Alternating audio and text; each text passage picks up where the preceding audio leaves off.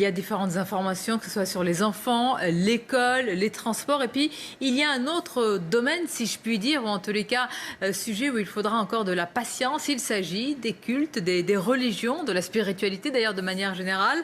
On va en parler avec vous, Monseigneur Mathieu Rouget. Bonjour et bienvenue en direct sur CNews, évêque de Nanterre. Les lieux de culte pourront continuer à rester ouverts, mais je crois qu'il est légitime de leur demander de ne pas organiser de cérémonie avant le 2 juin. Cette phrase est celle du Premier ministre. Elle a suscité de l'incompréhension, voire même de la colère de votre part, Monseigneur Rouget. Vous êtes l'un, on le sait, des interlocuteurs de l'Église auprès de l'exécutif pour préparer le déconfinement. Vous ne le saviez pas, vous l'avez découvert au moment du discours du Premier ministre ?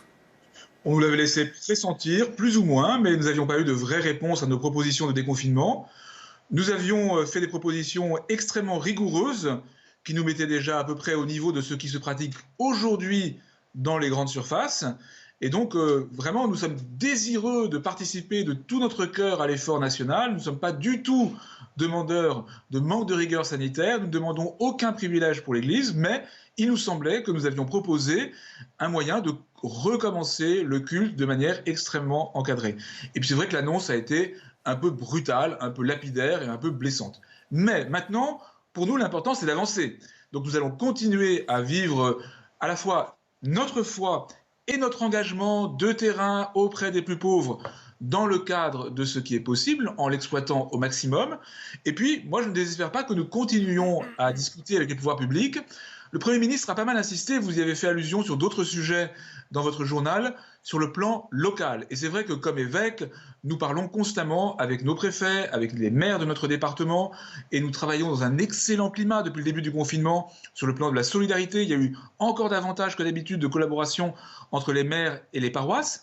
Et donc, moi, je n'exclus pas qu'on puisse avancer selon les lieux, selon les régions, en profitant de cet échelon local. Je vois qu'un maire de mon département a déjà pris une initiative dans ce sens. Donc vous voyez, déception, un peu de colère, c'est vrai, mais surtout de la sérénité et de la détermination joyeuse.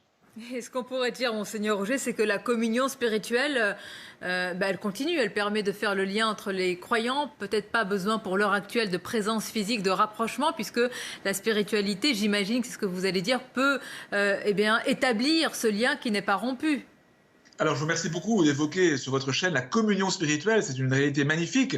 Mais c'est vrai que pour nous qui sommes des hommes et des femmes de cœur et de corps, la communion spirituelle, elle a besoin de s'incarner.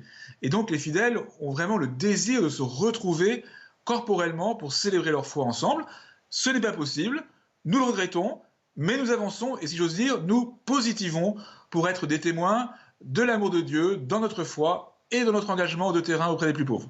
On va parler des choses positives, Monseigneur Rouget, parce qu'il faut parler aussi du rôle de l'Église. Vous avez parlé de l'aspect social, il est essentiel dans cette situation.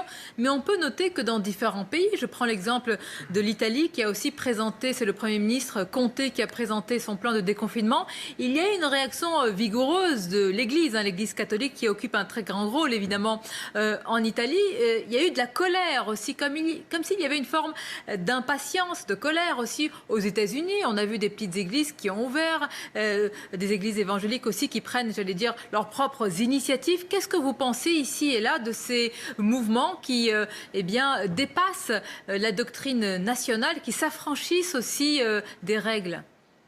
En tout cas, nous, en France, nous souhaitons être dans une relation de travail serein, déterminé, mais serein à l'égard des pouvoirs publics. Donc il ne s'agit pas pour nous d'entrer en rébellion.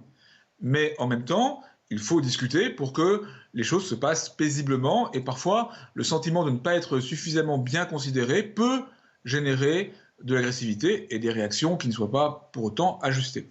Donc voilà, c'est pour ça que je dis que nous voulons avancer, profiter de toutes les possibilités qui existent déjà, voir si des choses ne peuvent pas évoluer. Et puis de toute façon, le plus important pour nous aujourd'hui, c'est de vivre notre foi dans cette situation collectivement éprouvante et d'y prendre toute notre part.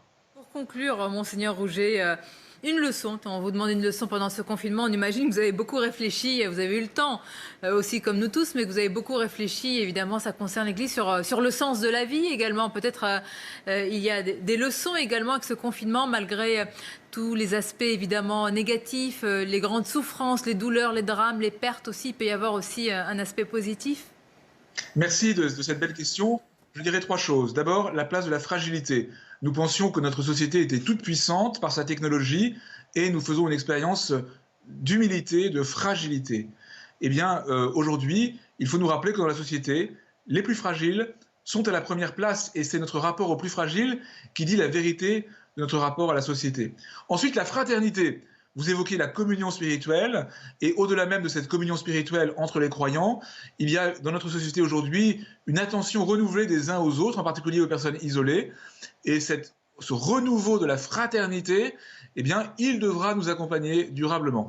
Et enfin, comme vous le disiez, cette crise nous conduit tous à nous poser la question du sens de notre vie personnelle, de notre aventure collective.